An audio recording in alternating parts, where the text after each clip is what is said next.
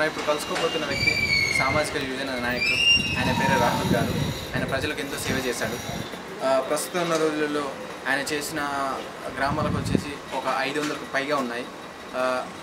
ముఖ్యంగా తను చేసిన సేవలు ఏంటంటే చిన్నపిల్లలకు చదువు నేర్పించడం కానీ, తర్వాత మూఢనమ్మకాలని తొలగించడం కానీ, కొన్ని మారుమూల ప్రాంతాలను కూడా మోడర్న్ విలేజ్గా తయారు చేశారు. ఆయన గురించి మనం నేరుగా నేర్చుకుందాం.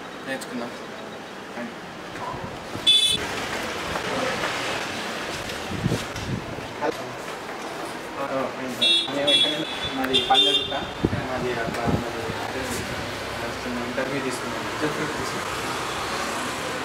ఓకే, ఇప్పుడున్న పాలిటిక్స్ మీద మీ ఒపీనియన్ ఏంటి సార్? ప్రెసెంట్ పాలిటిక్స్ పరంగా కనుక చూసుకుంటే డెమోక్రటిక్ కంట్రీలో డెమోక్రసీ లేని స్థితిగతులు మనకైతే కనిపిస్తున్నాయి. పొలిటికల్ సిస్టమ్ పూర్తి స్థాయిలో విఫలం చెందడం వల్ల ఎన్నో సామాజిక సమస్యలు మనకి చూస్తున్నాం, వెలుగులోకి వస్తున్నాయి, మనం చూడడం జరుగుతుంది.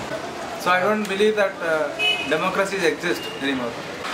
సార్, ప్రజాసేవ అంటే సార్ మీ దృష్టిలో ఒక చిన్న మాట, ప్రజలకు సేవ చేయటం. సార్ మీరు చేసిన సేవలు అంటున్నాను. నేను చేసిన సేవ, నేను చాలా గ్రామాలలో సామాజిక సమస్యలపైన పోరాటం జరుగుతుంది, ఇప్పటి కూడా పోరాడుతున్నాను. Okay sir. లైక్ మనకున్న సామాజిక సమస్యలు పేదరికం ఒకటి, పేదరిక నిర్మూలన అనేది అది రాజకీయ వ్యవస్థ మారిన రోజు అవుతుంది. అలా కాకుండా బాల కార్మికుల వ్యవస్థ కావచ్చు, బాల వివాహాలు కావచ్చు, సోషల్ ఇష్యూస్ చాలా ఉన్నాయి. అవును సార్. నేను రూరల్ ఏరియాలో కూడా. అండ్ 100% లిటరసీ ఏ రోజైతే పూర్తి స్థాయిలో గ్రామీణ స్థాయిలో సంపూర్ణంగా ప్రజలకు అందుతుందో ఆ రోజు పూర్తి స్థాయిలో వ్యవస్థ అనేది మారుతుంది. Okay sir. ఓకే. సో అది ఇల్లిటరసీ వల్ల ఎంతో మనము బ్యాక్వర్డ్నెస్ కానీ సూపర్స్టిషన్ కానీ ఇంకా కంటిన్యూ అవుతున్నాయి. దానివల్ల అమాయక ప్రజలు దోచుకుంటున్నారు అంతే. సార్, సొసైటీకి మీ నుంచి ఏదైనా సజెషన్స్ కానీ ఐడియాస్ కానీ సమాజాన్ని ఇలా చూడాలని ఇవ్వాలనుకుంటున్నారా? నేను సజెషన్స్ అయితే ఇచ్చేంత స్థాయికి ప్రస్తుతం ఎదగలేని అనుకుంటాను. బట్ డెఫినెట్గా ఒక సోషల్ చేంజ్ అనేది అక్కడ రావాలా. ఓకే. ఎందుకంటే ఈరోజు నవారు ఏడవలో తెలియని పరిస్థితి మన వ్యవస్థను కనుక చూసుకుంటే. సమాజంలో అతిపెద్ద సమస్య పేదరికము, బెగ్గరీ కావచ్చు, బిచ్చగాల స్థితిగతులు కావచ్చు, రకరకాల సోషల్ ప్రాబ్లమ్స్ ఉన్నాయి. కాకపోతే ఏ పార్టీ కానీ ఏ రాజకీయ నాయకుడు కానీ ఈరోజు పేదరికాన్ని నిర్మూలిస్తారని చెప్పట్లేదు. ఎందుకంటే స్వాతంత్రం వచ్చినప్పటి నుంచి కూడా మనం చూసుకుంటే మన పొలిటికల్ సినారియో ఏదైతే స్ట్రక్చర్ మనం డిజైన్ చేసుకున్నామో అందులో ఎక్కడ కూడా పేదరిక నిర్మూలన కృషి చేస్తున్నట్టు లేదు. రాజకీయ వ్యవస్థ దోచుకోవడం సరిపోతుంది తప్ప పేదవాళ్ళకి సంపూర్ణంగా అందుతున్న స్థితిగతులు అయితే లేవు మనకి. ఎందుకంటే ఒక ఎగ్జాంపుల్ చెప్తాను. 2014 ఎలక్షన్లో రాష్ట్ర స్థాయిలో అత్యధిక డబ్బు ఖర్చు పెట్టిన రాష్ట్రంగా మనది ఆంధ్ర అండ్ తెలంగాణ రీజన్ ఉండటం జరుగుతుంది. ఎందుకంటే దేశవ్యాప్తంగా 230 కోట్లు పట్టుబడితే ఎలక్షన్ కమిషన్కి 127 కోట్లు పుట్టి ఆంధ్ర తెలంగాణ రీజన్ నుంచి పట్టుబట్టడం జరిగింది. అంటే మన దేశంలో ప్రజాసేవ చేయాలంటే చాలా కాస్ట్లీ అది. నాకు ఇప్పటికీ అర్థం కాని విషయం ఏంటంటే, మీరు కూడా ఆలోచించాల్సిన విషయం ఏంటంటే, ప్రతి ఒక్క రాజకీయ నాయకుడు ఈరోజు రాజకీయంలోకి వచ్చి ఎంతోమంది ఇండస్ట్రీస్ వస్తున్నారు, ఫిల్మ్ యాక్టర్స్ వస్తున్నారు, అందరూ చెప్పేది ఏంటి, ప్రజాసేవ చేస్తామని చెప్తున్నారు. ప్రజాసేవ చేయడానికి డబ్బుతో ఏం పని అయ్యి, ప్రజాస్వామ్య దేశంలో ప్రజలతో పాలన కదా, నువ్వు ప్రజాసేవ చేయాలనుకుంటే నేను డబ్బుతో ఏం పని. Why so much of money is getting invested in elections? అంటే ఈ రోజు నేను 1000 రూపాయలకి ఓటుకు కొన్నాడు, ఈ నెక్స్ట్ 5 సంవత్సరాలు నేను అమ్ముకుంటాడు, నేను అమ్ముకొని 1000 కోట్లు సంపాదిస్తాడు. సో నేను ఇచ్చే సజెషన్స్ కన్నా మనం ఆలోచించడం బెటర్. ఓకే సార్, ఒక చిన్న క్వశ్చన్ సార్. ఇప్పుడున్న యూత్ పాలిటిక్స్లోకి వస్తే ఎలా ఉంటుందని మీరు అనుకుంటున్నారు? ఇప్పుడున్న యువతరం రాజకీయాలకు రావాలని చెప్పి చాలా మంది నేను కూడా చూస్తున్నాను, ఎంతో సాధారణ ఆడుతున్నారు.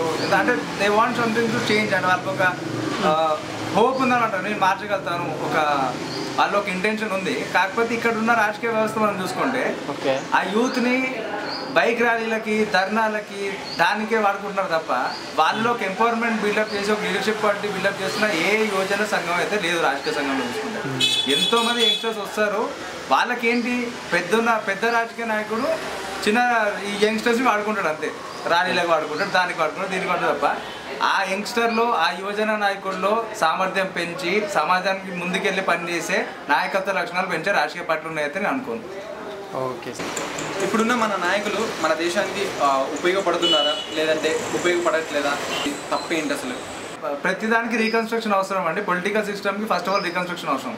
ఆ తర్వాత సమాజం మారుతుంది డెఫినెట్గా. Okay. అంటే ఇప్పుడున్న లీడర్స్లో ఏం నేర్చుకోవాలంటే ఎంత టాక్టికల్గా ప్రజల్ని మోసం చేసి ఓట్లు వేయించుకోవచ్చు అనేది డెఫినెట్గా అయితే నేర్చుకోవాలి.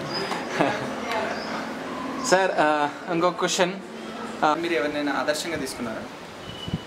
నేను సోషల్ వర్క్కి మా ఫాదర్ ఇన్స్పైర్ తీసుకున్నానండి. Okay sir, okay.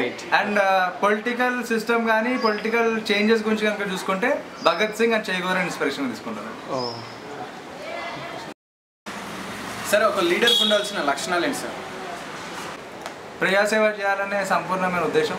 Okay. And ఇంకోటి వచ్చేసి వ్యవస్థను ఎలా మార్చాలి, సిస్టమ్. అంటే ఇప్పటికనుక ప్రజాసేవ లక్ష్యం ఉంటుంది, సిస్టమ్ని కంప్లీట్గా ఎలా చేంజ్ చేయాలి. అంటే ఇప్పుడు భ్రష్టు పట్టిపోయిన వ్యవస్థ అనేది, ఈ వ్యవస్థను సంపూర్ణంగా మార్పు తీసుకురావాలంటే ఏం చేయాలనే నాయకుడు, అంటే ఇప్పట్లో ఉన్న నాయకులు మొట్టమొదటి ఎజెండా అదే ఉండాలి. భ్రష్టు పట్టిపోయిన వ్యవస్థని నేను ఎలా సరైన దాంట్లో తీసుకెళ్ళాలా. ఇంకోటి నేను చెప్తున్నాను, మనం అందరం కలిస్తే, అంటే ఒక నాయకుడికి ఉండే లక్షణాల కన్నా మన అందరం కూడా నాయకులమే. సమాజాన్ని ముందు తీసుకెళ్ళాలనుకునే ప్రతి ఒక్కరు కూడా నాయకుడే. ఈరోజు నువ్వు క్వశ్చన్ అడుగుతున్నావు, నువ్వు నాయకుడు, నీకు మార్గదర్శనం ఉంది, నువ్వు క్వశ్చన్ అడిగినావు, నాకు మార్గదర్శనం నేను ప్రయత్నం చేస్తున్నాను. కాబట్టి నేను చెప్పేది ఏంటంటే మనం అందరం కలిసికట్టుగా నిలదీసి దౌర్జన్య రాజకీయాన్ని అరికడితే, ఆ రాజకీయ నాయకులు నిలదీసి అడిగితే మార్పు అనేది వస్తుంది. ఇంకోటి నేను చెప్తున్నా, ఈ స్వార్థపరపు రాజకీయాలు, దౌర్జన్య రాజకీయాలు కోటను బద్దలు కొట్టి నవ సమాజ నిర్మాణానికి మనం అందరం చేతులు కట్టి నాంది పలికితే మార్పు ఎందుకు రాదు, వస్తుంది. We are the change. ఓకే. ప్రస్తుతం ఉన్న రోజుల్లో సినీ రంగం నుంచి కానీ పారిశ్రామిక రంగం నుంచి కానీ చాలామంది పాలిటిక్స్లో సమాజ సేవ చేయడానికి వస్తున్నారు. అసలు ఇది రైటా రాంగా? ఒకవేళ సమాజ సేవ చేయాలనుకుంటే పాలిటిక్స్కే రావాలా, బయట నుండి కూడా చేయొచ్చు కదా? దానిపై మీ ఒపీనియన్?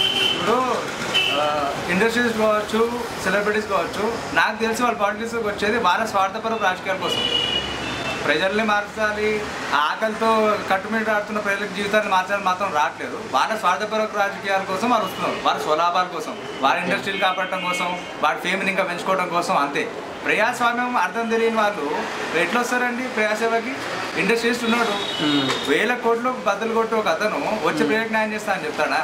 ఇష్ట పట్టించినారు మీరే రాజకీయాన్ని, యువతరాన్ని, మీరేం మార్పు చేస్తారండి? చివరిగా మీరు పాలిటిక్స్లోకి రావాలనుకుంటున్నారా?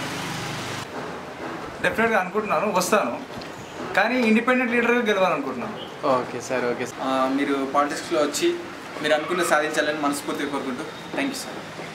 మీ అందరికి కూడా నేను ప్రత్యేకంగా థ్యాంక్స్ చెప్తున్నా, ఎందుకంటే చాలా ప్రమోషనల్స్ నేను చూసినా కానీ ఇట్లాంటి సోషల్ ఇష్యూస్ని ప్రమోట్ చేస్తున్నందుకు all the best for you and thank you. Thank you sir, thank you so much. అంటే